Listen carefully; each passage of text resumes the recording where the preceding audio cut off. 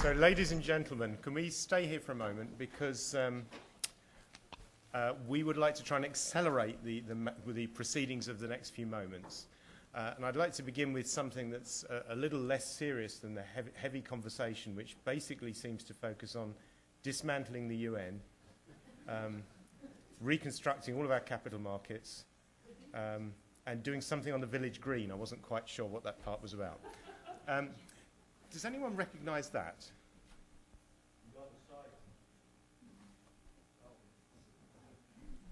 Now, come on, there are some people that are at this university. They've got to help me a little bit. Carolina, North Carolina.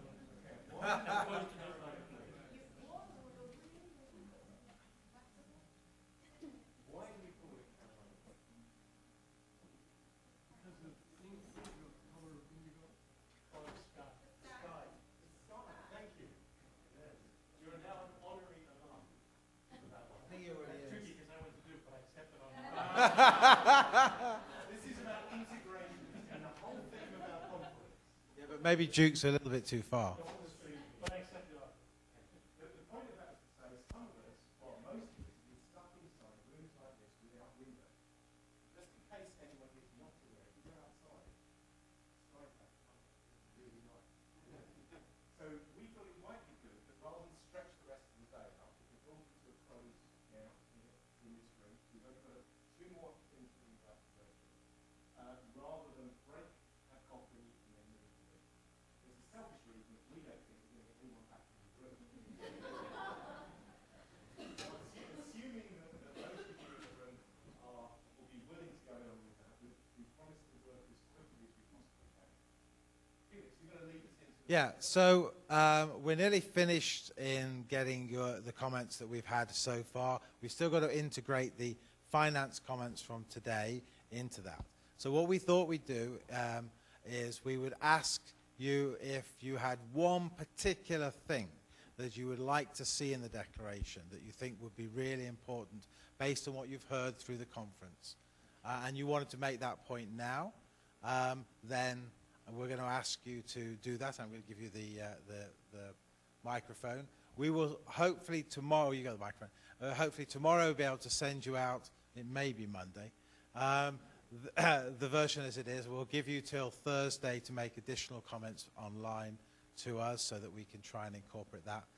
There's still two documents, remember. There's the larger document, which is, in a sense, the conference document, and then the smaller document, which is much more focused at the SDG Open Working Group. And Derek Osborne and Stakeholder Forum have been helping us remotely to do some work on that while we've been here, so we'd like to thank them as well. So if there's anything particular, one thing that people... And we're rationing everyone to one, because otherwise when we get going we'll never stop. That's right. So it's really one thing. Does anyone have something burning that they haven't said that they want to say? You can do that?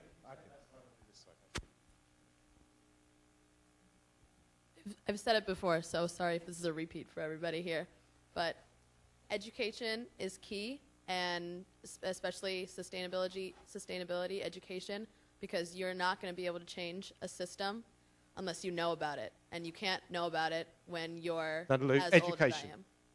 Yep, next one. Short and pithy. GTI put in front values, so everybody can think about it. Anyone else? I heard one person say, I can't remember who it was, but that there should be much more rights, human rights based on a low level, on the people, human level. Anyone else who absolutely feels they have to say something? Absolutely not. That's great. Thank you very much. Hang on, we've got... So you've got to give them a moment. Poor Henk over there is feeling deprived.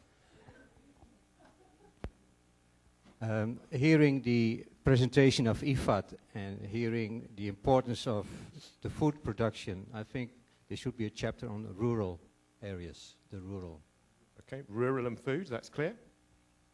This isn't necessarily related to the declaration, but I did want to request that maybe, since this is going to be an annual conference, if in the following years we focus on trying to find some good stories in terms of how these types of Nexus issues are addressed.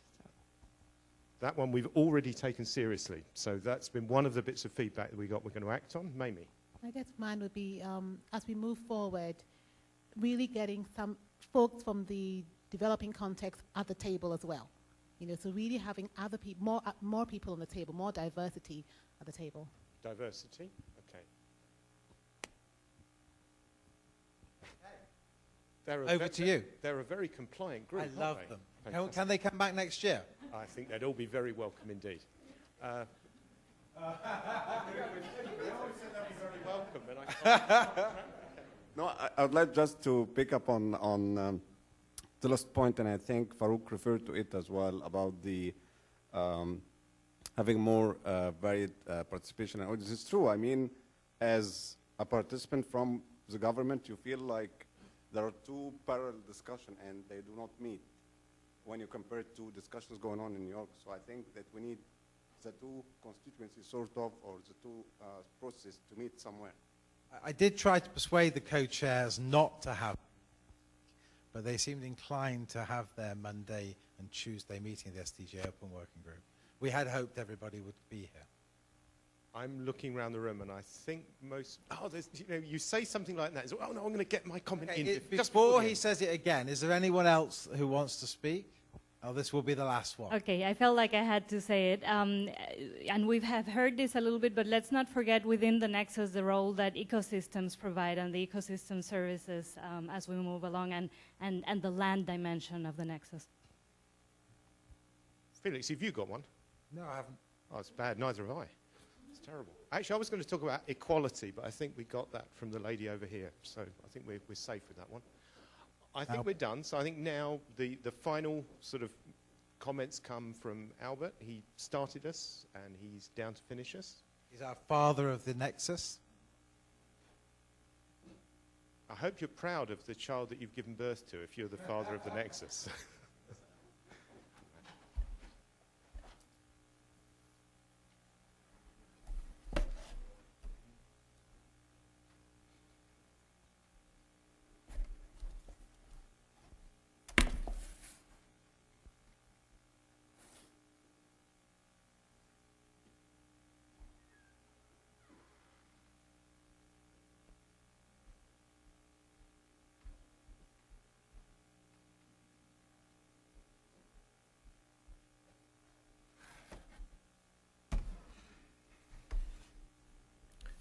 Good evening, ladies, gentlemen.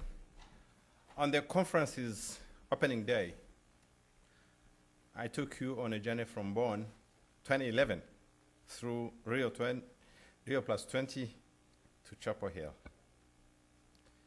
We are now at the end of the first UNC Nexus 2014 Water, Food, Climate, and Energy Conference. I want to take this time to reflect a little on our time here over the last 3.5 days and the progress we've made. Until recently, much of our collective quest for sustainability has been discussed and negotiated in relation to individual policy areas and specific natural cycles. Each of the world's different sectors developed its own scientific and analytical base, as well as its own communities of engagement. There have been some advantages in this sector-focused approach. It has allowed us to move beyond analysis and reach the point of political decision and action. However, we now understand that the sectoral approach clearly misses important connections that exist between the different issues. The goals and targets,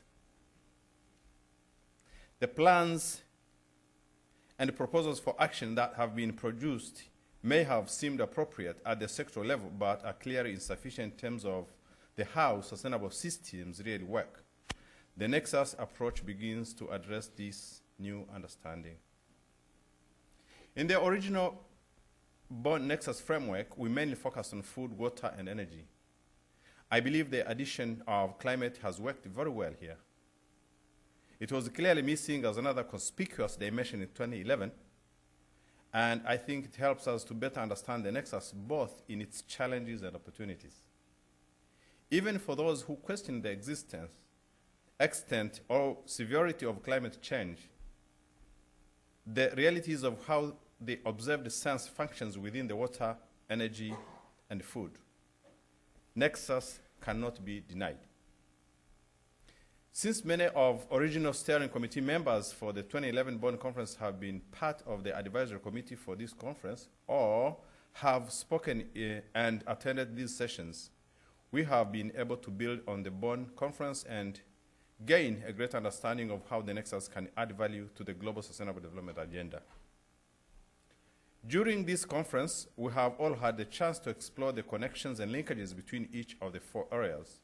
The Bonn 2011 conference aimed to input to the Rio Plus 20 summit, and the Chapel Hill 2014 conference has aimed to continue that journey to our sustainable future by aiming to input to the Sustainable Development Goals process. We had an excellent start to the conference with the science panel, which underlined the need to strengthen the science and the policy interface as the foundation of addressing not only the Nexus, but international development issues holistically.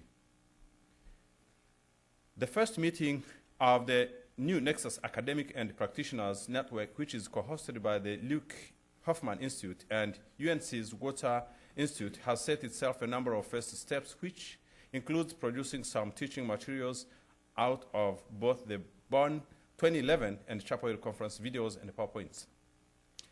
That group will meet again in Stockholm at the World Water Week and develop its strategies and products further. We have been fortunate to hear from Paula, is she here?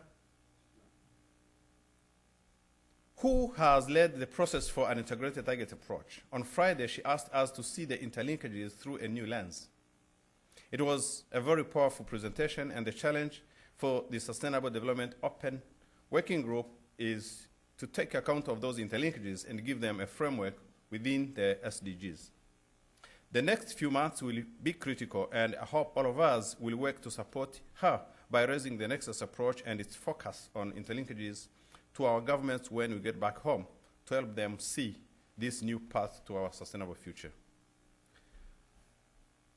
What I have been pleased to hear is in the excellent plenary sessions is how far the idea of the Nexus has traveled and how it has already become part of the sustainable development landscape. The Nexus approach is already changing how we think about the solutions needed for our world. We heard from some of the leading private sector companies on how they are addressing everyday business through the Nexus. We have heard from the UN agencies and the programs and the Bretton Woods institutions on how they are starting to address the Nexus in their programming and projects. We have heard on the efforts undertaken by GIZ and their partners, CEDA, USAID, on how they are coming up with innovative ways of supporting agriculture by use of different clean energy sources, focusing especially in the developing world. We have heard from NGOs and other stakeholders like WWF and the Millennium Institute on how they are already working on the Nexus.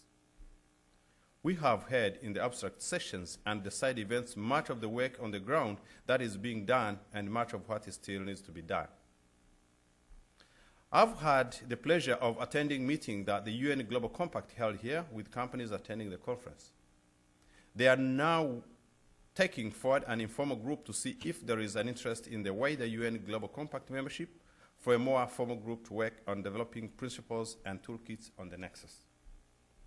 In the last plenary session of financing, this one,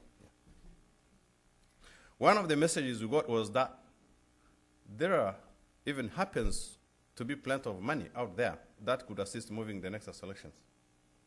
What I urge you, finance custodians, is to go one more mile and assist those that need that money on how easy and quicker they can access that financing. One of the speakers, he just stepped out, mentioned the issue of, Andrew, mentioned the issue. One of the speakers mentioned the issue of lack of capacity to assemble feasible and bankable projects. Yes, indeed. Capacity is very critical.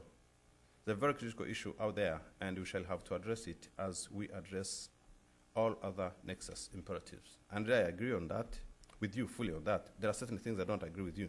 We can discuss that, but this I agree with you fully. On Friday, a group of young professionals met to gauge interest in a network to work on the Nexus. I think many would agree that involving these young minds is in any integrative approach is vitally important to its success. Here at the end of this excellent Chapel Hill Nexus conference, it is clear it has not only been a great conference for knowledge sharing, but also a great conference in regards to tangible outputs. There's this story here. During the Rio Plus 20 dialogue sessions, in one of the sessions I happened to moderate, I asked a question to one gentleman that had attended the Earth Summit 20 years before. The question was, how did he see the Nexus issues, Rio Plus 40? He said he will not be there. This answer was not because he will be dead out of age, but it was out of frustration that certain things are not happening. As a co-chair of the 2011 Bonn Conference and as a member of the advisory committee of this conference, I have watched the development of the Nexus idea over the past 4 years. We have come a long way in a very short time. There is still much work to be done, and I look forward to being part of that and seeing you all back here next March at the Nexus 2015 conference. So be here, not like the other gentleman. I thank you very much for your kind attention.